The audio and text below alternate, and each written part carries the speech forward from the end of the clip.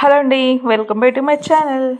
నేనైతే వాడపల్లి వెంకటేశ్వర స్వామి టెంపుల్కి వెళ్దామని 7 వారాలు అయితే ఫస్ట్ వారం అయితే ఇలా స్టార్ట్ అయ్యానండి.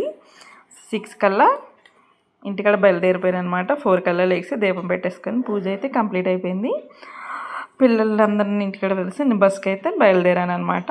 పిల్లలతో జర్నీ చేయలేం కాబట్టి ఇంట్లో దీపం పెట్టేసుకున్నాక బయలుదేరిపోయాము. అక్కడికి వెళ్ళినప్పటికీ మనకి 12 అయితే అయిపోయిందండి.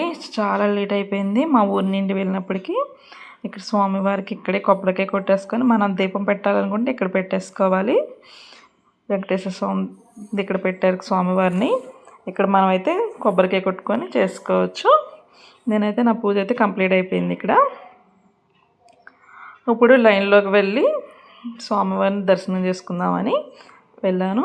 ప్రదక్షిణాలు కూడా అయిపోయినాయండి. అయిపోయాక నేను దీపం పెట్టాను. అసలు ఏం జనం అండి బాబు. అసలు ఎప్పుడైనా మీలో ఎంతమంది వెళ్ళారో కామెంట్ చేయండి. అందరూ వెళ్తున్నారు, స్వామివారు అనుగ్రహిస్తున్నారని నేను కూడా స్టార్ట్ చేశాను అనమాట. అసలు జనం అయితే బాగా ఉన్నారు. ఇంకా తక్కువేనంటండి ఈరోజు.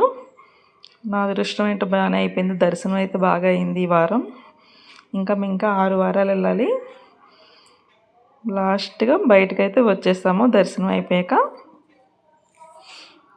మొత్తం పైన లైను కింద లైను మొత్తం అనమాట. చూసారా ఎంతమంది. ఇంకా మనకి 6 అయినా కూడా జనాలు తిరుగుతూనే ఉన్నారండి. ప్రదర్శనాలు ఇక్కడ విమాన వెంకటేశ్వర స్వామి అంటారు కదా, మనం కోరుకునే కోరికలన్నీ తీరుతాయి అంటారు.